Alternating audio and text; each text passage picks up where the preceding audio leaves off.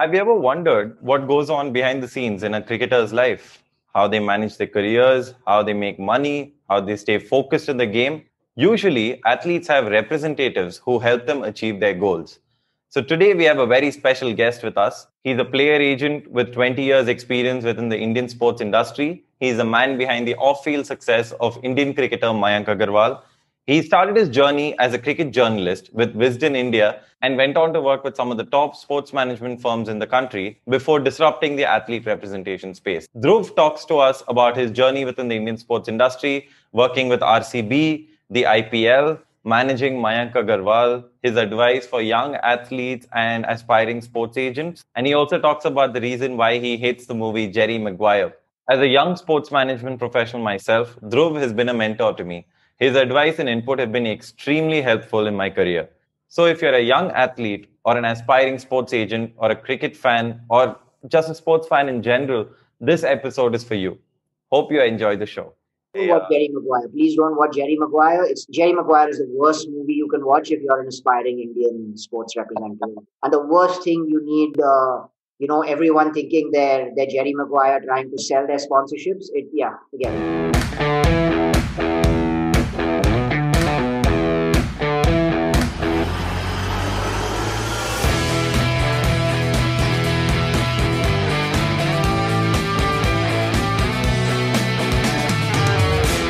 Welcome to the Art of Jugaad podcast, Dhruv. Thank you so much for agreeing to do this. It's been a long time coming. No, thanks for having me. I've been wanting to do this for a really long time. I followed a bit about your podcast and what you've been doing as well in the last month. It's pretty exciting, and we've been trying to catch up for quite a while. So it's glad that we're finally doing it on this platform, which is quite interesting. If you could please talk a little more about your background and what it is that you do, your journey and how it started. I'm obviously a player representative at the moment, but I started off quite a while back in 2002. So my initial inroad into the sports industry was as a cricket journalist. And I worked with Wisden India when they first opened up their Bangalore office in Carlton Towers, as I said, back in 2002. And that was my first kind of foray into any aspect of sports media or sports business. I went and finished my undergrad right after that. So I started working before going to college. Finished my undergrad in London, followed by study abroad in Boston. And then the moment I got back to India, I again went straight back into sports media with Willow TV. And this is when they were obviously covering the 2007 50 over Cricket World Cup. So I had another stint with a bit of cricket journalism at the time.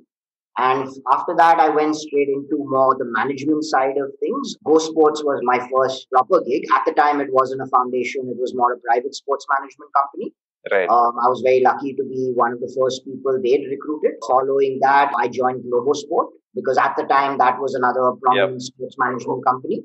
I then moved to professional management group in Mumbai, PMG. Got all that done, and then that became my trio of sports management companies. And post that, I joined the Royal Challengers IPL franchise in Bangalore. So I worked with the franchise for 3 seasons, which was quite an exciting stint. And that was my last corporate job. So since then, I've been part of the gig economy. I've worked more in a couple of startups. I co-founded a brand licensing startup with a couple of other partners in Mumbai, where we actually ran the brand licensing program of another cricketer, and we were one of the pioneers to do that in the industry. And coming out of that firm, I think I exited that startup towards the end of 2016. And 2017 IPL onwards, I've been looking after Mayank Agarwal full time, which is my current role. And that's what I'm doing at the moment. I had a short 1.5-year stint as a football agent as well, which is how we mainly connected. And here I am now back looking after Mayank's off-field portfolio and waiting for another exciting IPL season to start. So was the plan always to kind of become a player representative, or did you kind of start off as a journalist and then eventually it just led you to this path? No, it was always to be a player representative. I was pretty clear that I wanted to handle off-field brand portfolios and business portfolios of any athletes. Obviously, I mean, journalism became an easy opportunity because I love following cricket and writing on cricket and things like that. And as I said, look, I mean, one thing led to another. My role in a lot of sports management companies taught me more about the sponsor servicing angle, sponsorship sales, rather than pure talent identification. I think I more kind of learned that when I worked at RCB.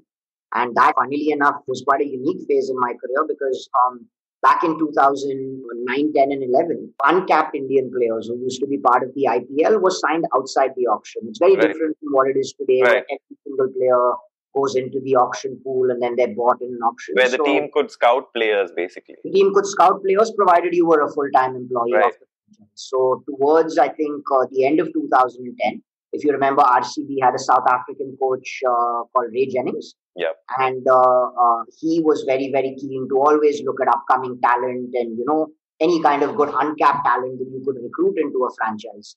Right. Now, what happened at that season, 2010, we had an Under-19 World Cup. And India didn't win that World Cup. If you remember, 2 years prior, we won the Under-19 World Cup in 2008. But the 2010 batch had a bunch of really, really exciting, talented batsmen. That was obviously Mandeep Singh's batch, Mayank Agarwal, KL Rahul. They were all part of that. Yep. But because we didn't win that World Cup, it kind of got hidden in a bit of media space. And I one day was just number crunching, researching, looking at a few stats online. And Mayank Agarwal had top scored for India in that particular Under-19 World Cup in 2010. So I read a lot about him. I read about some of the innings that he played. And I took all this to Ray Jennings and I said, this player looks exciting. Would you like to bring him to one of your talent camps and see how he is?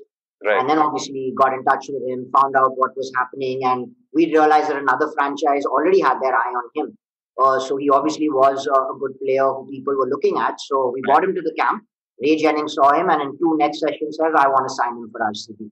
So he got signed as an uncapped player. And then 2011, he opened the batting first with Dilshan and then later on with Chris Gayle. Yep. So that was where my relationship actually started with Mayank because I was on the other side of the fence, looking after talent identifications and then doing a bit of this back-end work.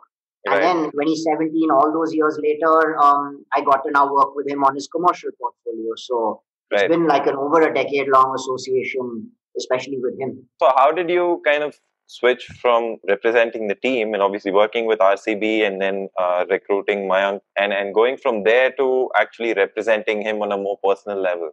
So that obviously prior to coming out, when I decided to move on from corporate role and moving out of the IPL, I tried my hand at player representation. So I founded one of my first startup firm where I represented a couple of players. The first cricketer I signed was actually Kunal Kapoor, who was a former Ranji player. And that was one season where he had broken a long-standing Karnataka Ranji record where he'd got centuries in both innings of a first-class game. I went and met him one day and said I'd like to represent him. So he was the first cricketer I represented.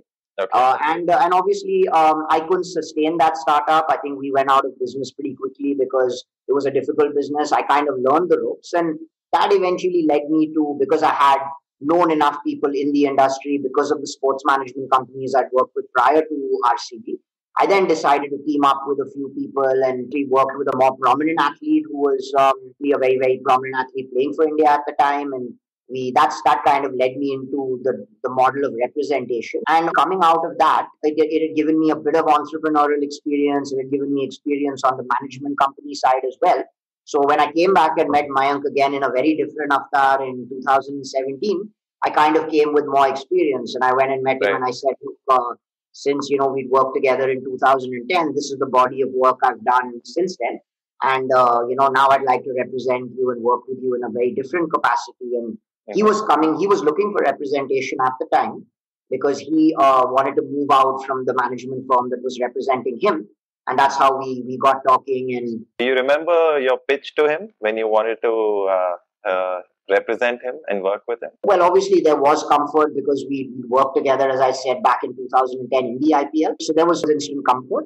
And the pitch was very clear, was that I had a greater understanding of how the cricket representation space worked. And I think that my pitch to him was very clear, is that now isn't the time for sponsorships. Now isn't the time for off-field monetization. Rather than going to him and saying that I will do this and I'll do that and offering him the earth and the stars, I said, now's the time to structure your internal team, make sure you've got the right people around you. As I said, he was coming off a not so pleasant experience with another representation agency. So he needed someone as a first step to clean up his existing system. And that's what my offering was. My offering was that I've come with a lot of experience now, and I've seen enough of the industry, in over a decade to obviously see things that have not been going right and how it can really help you going forward. And why that again was a very, very important conversation we had is because his form started to get really, really bad at the time. If you remember IPL 2017, he had Right. a very bad start and then he got benched for the rest of the tournament. And Right. then he started the 2017-18 first class season with two ducks. So Yes. it literally hit rock bottom. It really, there was no way. You really couldn't go lower than that. But what was remarkable was the phenomenal turnaround since then with the 1,000 run. Yep. And the triple century also, right? The triple century was right after the two ducks. So I think after the two ducks, mainly on the verge of getting benched by a Ranji side, he got the triple century. He got turned the season around, 2,000 runs in a single domestic season, and then are obviously followed by lots of runs for India A. So from a position where he was pretty much, I wouldn't say written off, but the chances of playing for India were miles away. To have that 18-month turnaround to get to the Indian team was what I really enjoyed. It wasn't really about trying to sell non-existent sponsorship or worry too much about money off the field, but focus on your portfolio on the field and how well are you playing for your Ranji side, how well are you playing for India A. And the moment a vacancy came in the Indian Test team as an opener in Australia in the 18-19 season, he had Right. that miraculous debut at Melbourne, which seems a very long time ago now. But yeah, that's where we're at right now. And entering into this space in sport, especially as a representative, is not easy. It's a crowded space, especially in cricket, and India being the at the top of the pyramid, if you like, in the world of cricket. Yeah. How difficult was it for you to become a player representative? Did you have any kind of guidance? Did the fact that you worked within the system for a while make it easier for you? Yeah, that helped. Working within the system definitely helped because I had worked for 3 established sports management companies. So that had given me a bit of kind of grounding in terms of how you actually sell a sponsorship for a player, how you monetize a player off the field and off the pitch. And then moving into the IPL system, it gave me an understanding of their earnings on the pitch and how you work in a team environment in terms of team sponsorships and league sponsorships and things like that. Right. And obviously, so the being in the system really, really helped. And I would say that, my learning from a lot of these sports management companies were also how, although they did a lot of things right, there was an overwhelming majority of things that were not done completely right. And I thought, and, when I came back after exiting my second startup to obviously represent mine, I disrupted the model a bit. And rather than, making it an agency represented model, I got Mayank decided to work with me and recruit me as his internal representative. Right. Talk to me about the work that you do with Mayank and about how you disrupted the entire mode of working within the industry. Yeah. So again, in terms of the disruptive model now in the Indian sports ecosystem, you've got a variety of sports management or athlete representation companies where they have either a bunch of cricketers on their roster or they have 1 or 2 cricketers. What an agency basically works in terms of, they provide a list of services to the cricketer, right from their digital management, their social media management. They obviously sell sponsorships, PR, etc. And then obviously they take a success fee in terms of the business they derive for the cricketer. How we're different is that, as I said, our team is internal, not external. So rather than, having an external agency represent Mayank, we work as his internal representative. So when I'm approaching a sponsor, I'm approaching the sponsor with him. So he's almost, you could say, a self-represented athlete. Right. To simplify it a bit more. And why this is very important is because it leads to a lot of radical transparency. Because Mayank's own skin is in the game, as far as his management is concerned, he has a complete understanding of what I do, what his legal team does, what his financial team does, what every service provider actually does. That's how we have pretty much worked for the last 2 financial years, 18-19 and 19-20, which kind of also coincided with a great turnaround in his career where he started performing very well, particularly in the test team. He then managed to have a very good IPL last year as well. So Right. we've kind of come, over that entire perspective of a full circle with him. And obviously, right now, where he's currently in a bit of a difficult spot, where he has to work his way back into the Indian team, our management model is still the same, and that actually doesn't put too much pressure on him because he doesn't have commercial pressure. He isn't worried about his sponsorship contracts or his digital monetization. He gets to keep an almost one, not almost 100% clear mind focusing on the game. Right. That's been one very big one. The other aspect has obviously been his independent legal services, Right. where having independent legal representation, I feel, is the most important aspect. Absolutely. Or any athlete. And because his legal team and his lawyers are independent, their kind of authority overrides mine. So I may Right. tell him that this is a fantastic sponsor and, we must do this. But if legal paperwork is questionable and if the lawyers who were very fortunate, obviously, to work with the country's best sports law firm, so I would say definitely the cricketing world's best sports law firm. And Absolutely. best sports law. So from that point of view, there is that level where he has that complete trust with his legal team. And the third kind of aspect is where we have a kind of a more kind of, I'd say, disruptive financial model where he has independent auditors and chartered accountants who are basically auditing everything of his, from his player contracts, his player salaries, his endorsement salaries. Why we've done something like this, not obviously because we don't like the management model that a lot of other companies follow, but this is a model that's worked for him. My representation pitch to Mayank was just basically two words: radical transparency. And the moment he sees radical transparency in the people he works with, it gives him that comfort to perform. Right. So, as an athlete, they have so much going on. As a lawyer, you must be thrilled to hear all of this. Yeah, absolutely. No, because I remember when you told me that you wanted to get into the business and start becoming a representative, I said this is brilliant. The more people that come into the field with a legal background is just great. Because I mean, the kind of I would use the word disrespect, but the kind of callous attitude that a lot of the sponsors or players show towards legal contracts or lawyers is something I've just not enjoyed over the years.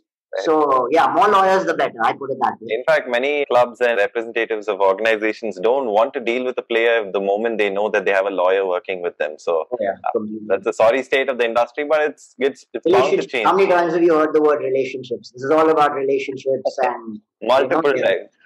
But yeah, so coming back to the thing, athletes' lives are hectic. There's so much going on, so it is absolutely important for them to have people who are taking care of the off-field activities. Right. And that is where people like you and I come into the picture. But then again, an athlete and representative relationship is not clear-cut or straightforward. Talk to me a little bit more about that and talk to me about how much of an impact do you have on Mayank's playing career as well?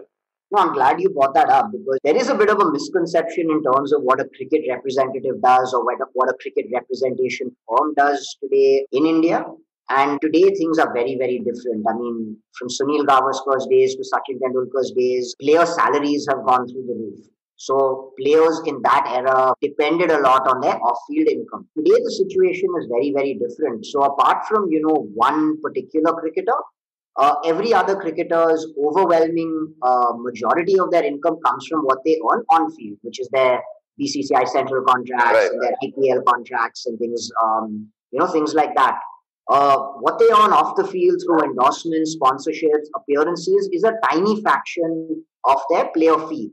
And the role of a cricket representative is 100% off field. It's not on field. So a cricket representative in India is prohibited from entering into on-field spaces. Right. So we are not authorized or allowed to represent a cricketer in an IPL contract discussion or a BCCI contract discussion. Now, one of the great things about the current BCCI IPL model is that player salaries and player payments are very, very transparent. So if say someone like you was doing a bit of internet research and you wanted to know how much players earned on field, everything's transparent because you know the value of a grade A, grade B, grade C contract, you know the T20 ODI test fee, you know how much their IPL fee. So that is all centralized by the BCCI and the IPL and taken care of.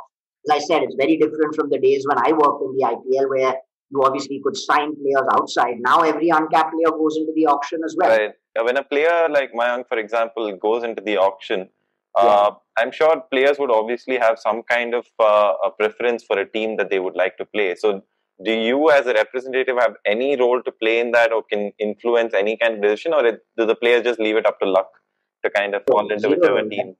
Zero role. Representatives have zero role, and if any representatives are getting involved in that, then they're basically breaching BCCI guidelines and rules.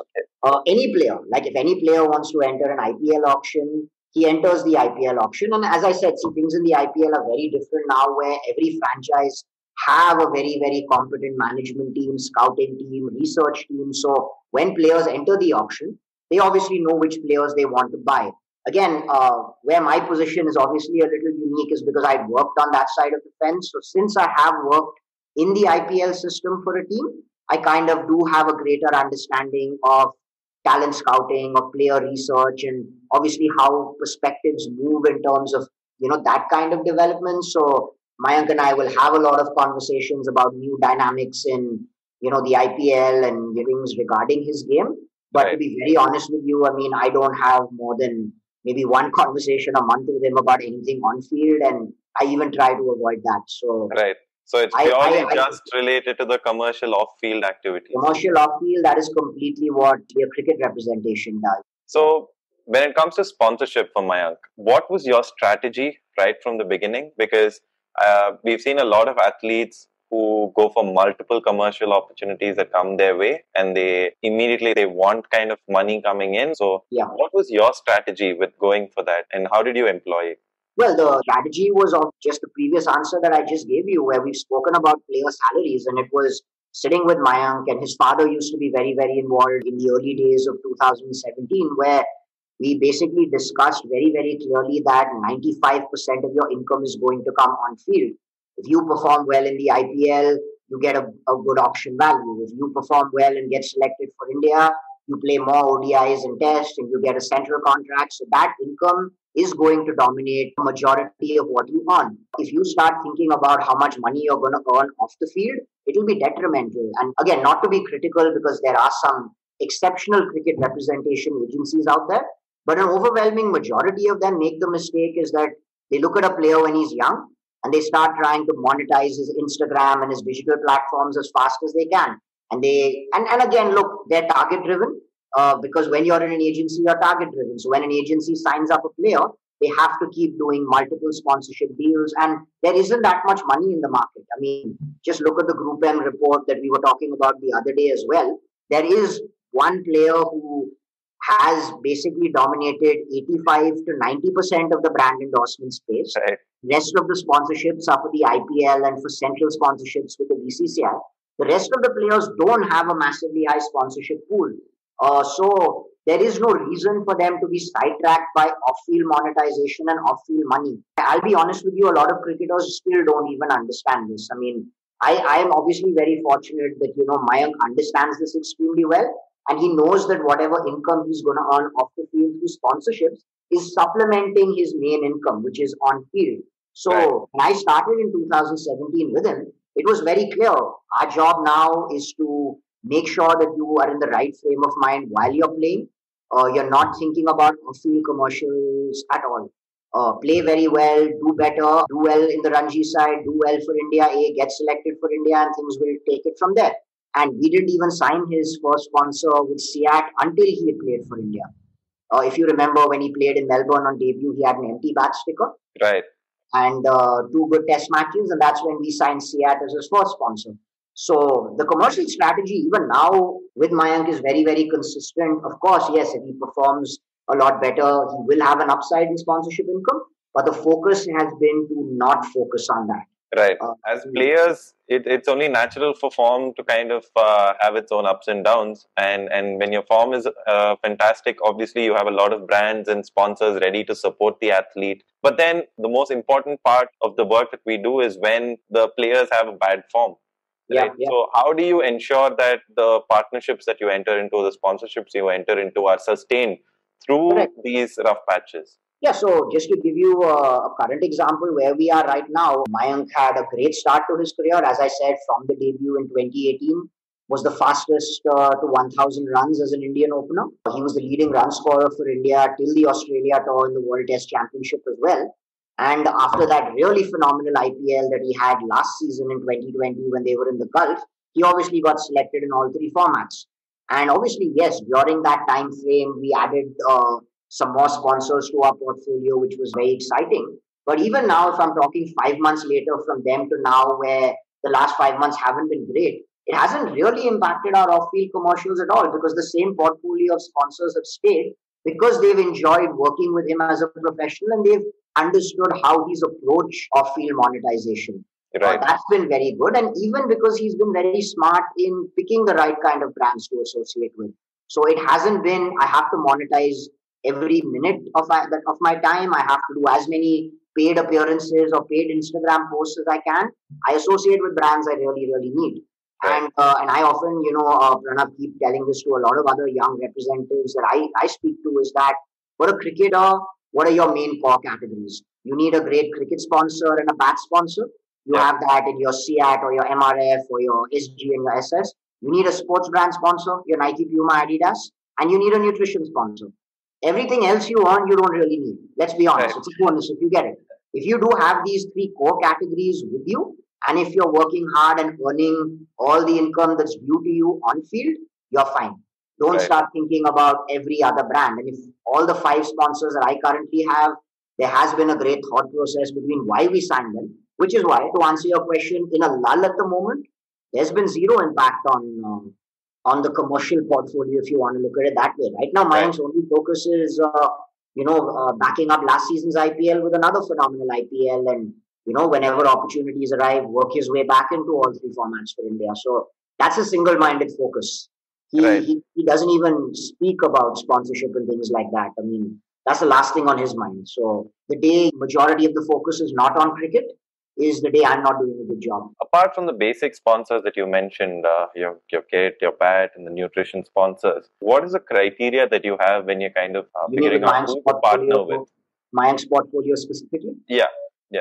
Yeah, so if I look at all the sponsors that we currently work with, CAT was my number one priority because the moment I knew that he starts playing for India, I only wanted to work with CAT and absolutely nobody else, just because of their contribution and their investments to cricket and Indian cricketers over the years. With Fast Enough, we had a very, very interesting kind of story behind our association, where if you remember in the 2017-18 season where Mayank had that phenomenal year as a domestic cricketer and as a Ranji cricketer, and you must have read articles where he incorporated distance running into his training program. Right. And he used to work really hard on 5Ks and 10Ks because that would make him a better red ball cricketer and help him in the longer 4-day format of the game. So to help his distance, we managed to connect with the CEO of Fast Enough, who's also a very, very well-known distance runner, Mr. Vijay, who I think you've connected with recently. And Fast Enough really had a lot of core nutrition products to help runners, professional runners, athletes who use running as a training program. So Fast Enough have actually been supporting him since then. And it became a very organic association that because this was helping his on-field performance, it was a brand he wanted to continue working with. So that was a great thought process behind nutrition. And now Mayank loves the NBA. And he did a bit of PR promotion for the Lakers and the NBA last season that you might have seen. And Dream 11 being one of the partners with NBA. And the aspect with FanCode, which is one of the sister concerns of Dream 11, where cricket content came in. That's been another space very, very close to Mayank's heart. During the lockdown, he did a lot of work with the BCCI on his own content show. Yeah, so that there is a lot of thought process behind everything we work on. Apart from player performances and their statistics and everything else, what else do brands look for when they're associating with the player, based on your experience in interacting with them and what? Very unfortunately, they look at the Instagram following, which drives me mad. So every second sponsor that I speak to in the market wants to know how good their Instagram following is, their engagement, and when a brand has a long-term plan, it's very, very evident. And when a brand realizes that the cricketer has a long-term plan, they kind of realize as well. So that's where we kind of merge the strategy. How did you go about building Mayank's brand and his image? Because perception management is very, very crucial in other sport as well, but more so in cricket. We honestly just had to carry forward a lot of the good value systems and great attributes that Mayank already had. So we didn't really have to work on building any kind of image because Mayank is, I would say, a very antithesis to the modern, you could say, Indian cricketer. And to, again, somebody in his age category, whereby he believes a lot in family values. He still lives in a joint family. Family values is something that he holds very, very dear to him. Right. And he's someone who's very, very different that you're not going to see with a great extensive PR angle. He isn't going to get on too many magazine covers and things like that. And that's just him as a person. There was no need to work hard to change a particular perception because he had a perception that the media really liked. And obviously, brands related to that as well, because with again due respect, there are enough athletes and cricketers in, you could say, the brash category or category that, is more focused on their PR or their image, whereas Mayank was a little more reserved, where he Right. wanted, the hard work and the grind and values of resilience and hard work to come through. The other very big defining characteristic was he had taken the hard way to the top. And what I mean by that is that he burst on the scene, obviously, very, very early through the Under 19 World Cup and the IPL. But then Right. he had again an early lull in his career where he had to go through the grind of domestic cricket, Ranji Trophy cricket, and perform very well in 4-day cricket. And after that, get into the whole India A system. So his journey to the Indian team was very, very different from a lot of other players. And he made his Right. debut a lot later than a lot of people expected.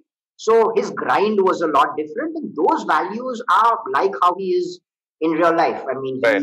he likes that whole perception of being a very, very corporate person, someone who likes to sit across the table and have business meetings, very articulate, very well spoken. And again, my job was just to carry the strengths that he already had to brands and be part of my pitch. So as I said, right now, so whether you're having a great time on the field or having a lull in your career, the brands that have a long-term strategy and obviously if they see a personality fit, they stay forever. Right. And when a player's form dip, what role does a representative play, or do they play any role in kind of helping them come back to their best form, or in terms of the getting them back to the right kind of a mental state? Just to tell them that things are fine, and not to start burdening them and say that now commercials are going to be affected and sponsors are going to look elsewhere and there are other options in the market for them. I think the worst thing that you can do is as a representative be opportunistic that way. And like I said, there are lots of players who are going to go through prolonged lulls in their career. The worst thing you can do is have a narrow-minded commercial focus yourself as a representative, because there are times where players are just not going to have those times when they score runs or where they perform. Right. And your job is to take their mind off things that are going to further distract them or further Right. worry them. So taking their mind off commercial aspects is very, very important. And I think that's something that I hold very, very dear, that there's a great understanding between athlete and representative in this partnership. And that's what has been working, as I said, very well. Yeah, and this again from a young cricketer's point of view is extremely important, because we spoke earlier about the role an actual cricket representative plays. When a cricketer is 19 years old or 20, the last thing he needs is a representative on his head trying to show him the earth and the stars and try and sign multiple sponsorship contracts or Right. multiple digital monetization deals. They are not needed at the time.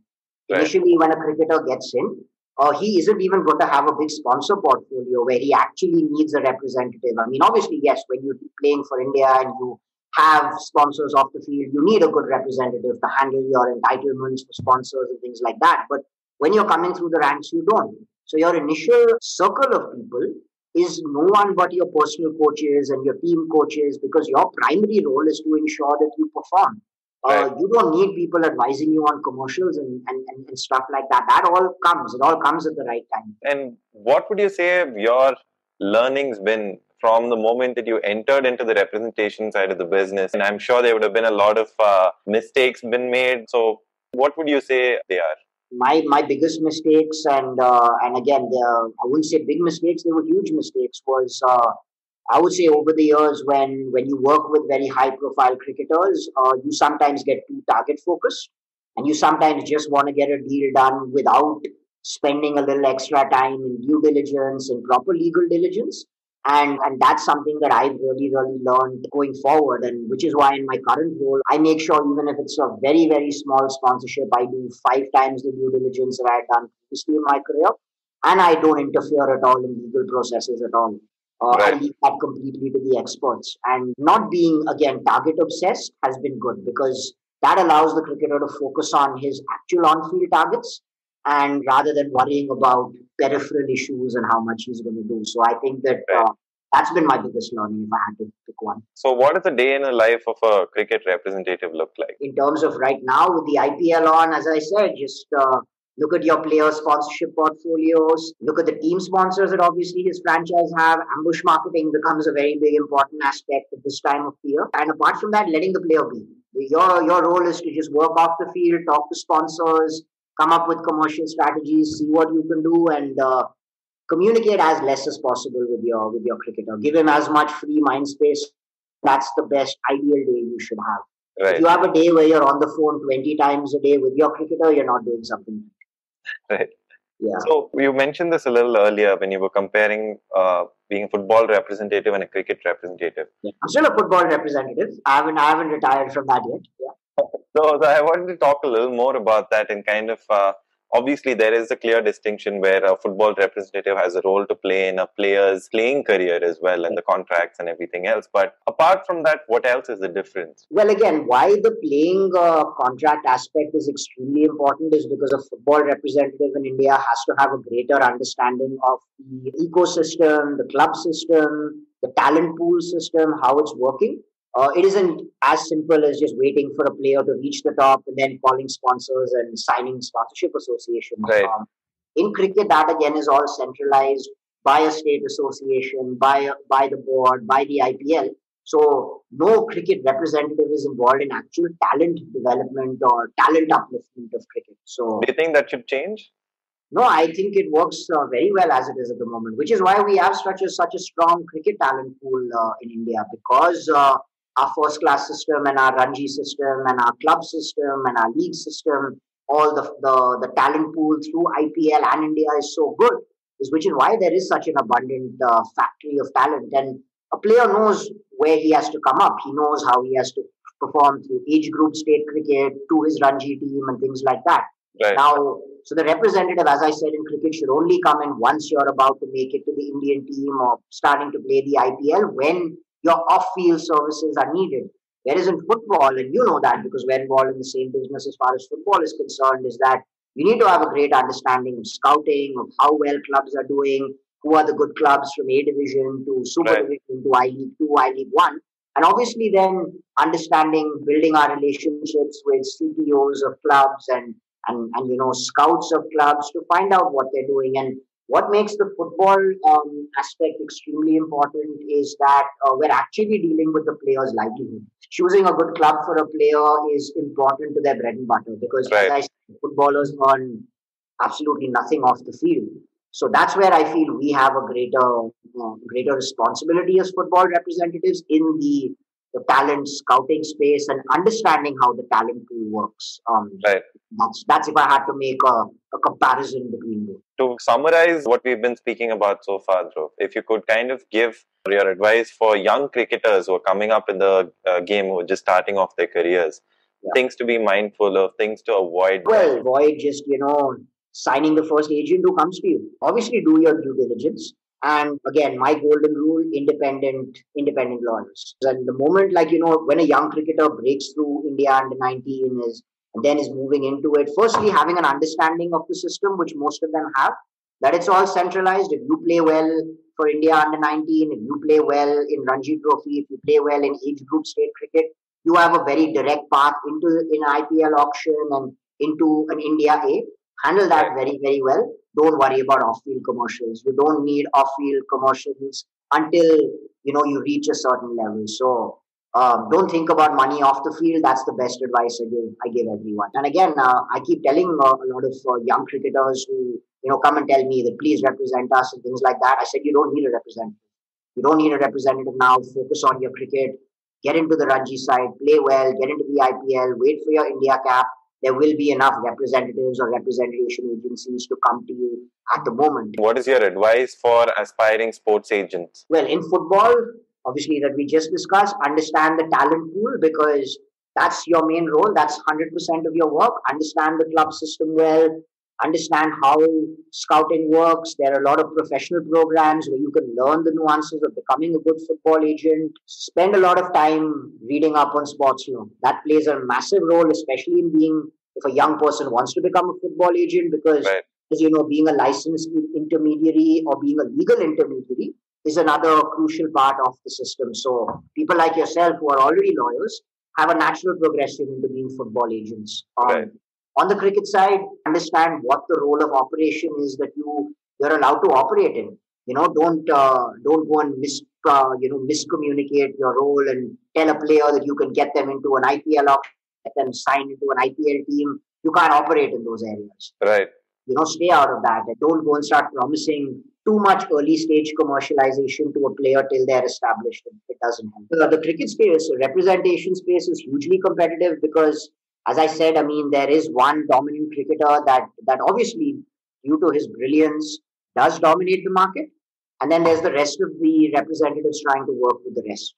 Right. So, in terms of people entering the system, don't get into that, I would say, that race now, because it doesn't really help. I mean, a lot of people who've tried to branch out on their own and take the entrepreneurial route, I tell them to just wait.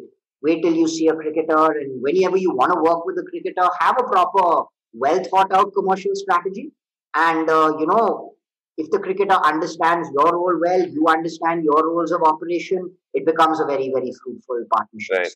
Yeah. So a lot of people watch Jerry Maguire and they watch Ari Gold and get inspired by... Don't watch Jerry Maguire. Please don't watch Jerry Maguire. Jerry Maguire is the worst movie you can watch if you're an aspiring Indian sports representative, because there is limited money in the market. The sponsorship market is competitive. And the worst thing you need, everyone thinking they're Jerry Maguire trying to sell... to sell their sponsorships, forget it. Don't watch Jerry Maguire. If you want to be inspired, because people come in thinking that it's going to be a very rosy kind of a picture, and the business is, as an agent, is very cool, and deals just happen and you close deals all the time. No, again, and the Indian model again is very, very different. I mean, now when we're looking at the Indian cricket model, you can't operate on field. Right. So you are not going to be signing large IPL contracts or negotiating contracts with big clubs. This is the system as it is today. I mean, we don't know what happens in the future. You are only playing in a very, very competitive sponsorship market where you're trying to sell sponsorships, which is very, very difficult. Right. So, the last thing you need to do is try and assume you're going to start cracking multi-crore sponsorship deals. It doesn't happen. It honestly doesn't happen. And I've been involved in some of the biggest sponsorship deals with the biggest athletes, and I know that. I mean, the pie is very, very competitive for a majority and a lot of other cricketers. So I hate that movie, man. The more people that watch Jerry Maguire, it's going to make things worse. Yeah. I've actually been telling quite a lot of the young people that I've been interacting with is to look at a couple of the global best practices and what a lot of good global representatives are doing. So LeBron James is a great example where he has Rich Paul, who's his agent, who handles his on-field contracts and everything he does on the court, his Lakers contract, things like that. Follow his story, follow Rich Paul's story, see how that aspect works. And then on the off-field side, the brand building, the sponsorship, the business investments, look what Maverick Carter has done. There's no greater case study than that. So yes, looking at books are great. But again, this is a great model that I give for anyone. I mean, the LeBron James model, what Rich Paul does, what Maverick Carter does, look at that entire portfolio, and that's a great way to look at it. So do you think a sports management course is necessary for someone to become a sports agent? Or do you think... I'm all for it because it brings a different aspect. I mean, I would have loved to have been professionally trained in a sports management degree, which I hadn't done. I had just studied a regular business degree, and my real grooming was through work experience coming up. But a lot of people now, because they have the opportunity to have a professionally qualified degree, it gives them a different perspective. Spending that kind of research before jumping into the agency game is something that I've recommended to quite a lot of people. 3 cricketers who you think are doing all the right things and who really stand out according to you and who have bright futures? Well, I'm a bit restricted to answer that, obviously, because of my current role. So I'll avoid it on the cricket side of things. On the football side of things, I quite like what's happening with a lot of the young footballers coming through. I'm really, really impressed by the new market of football representatives. Obviously, people like yourself and what you've been doing. Well, coming through the system, the first person is your boy, Mrinal. I really like where he's coming through. Really like what you're doing in structuring his work.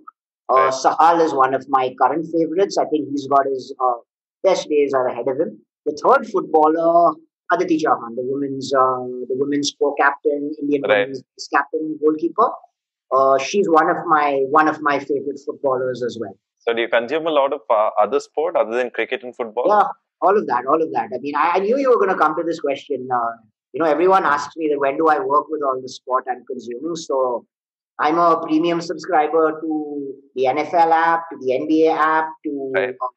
every single sporting app. I watch a lot of the NFL, a lot of the NBA, a lot of American sports, obviously cricket because that's a main area of my work. But a lot of people ask me what I do. I just say I'm a full-time sports consumer as well. Yeah. Right. Thank you so much, Dhruv, for doing this. I'm sure that it's going to be really valuable for all the listeners as well. We've got to watch a football game live. We haven't done that yet. Absolutely. And that's going to be something we do well. And yeah, hoping for a great IPL. And this is going to be a great IPL for mine. Just watch it. I mean, he's going to do brilliant. I mean, if you thought last IPL was great, watch it this IPL. It's going to be something really, really special. Looking forward to it. Thank you so much, Dhruv. Thank you so much, buddy.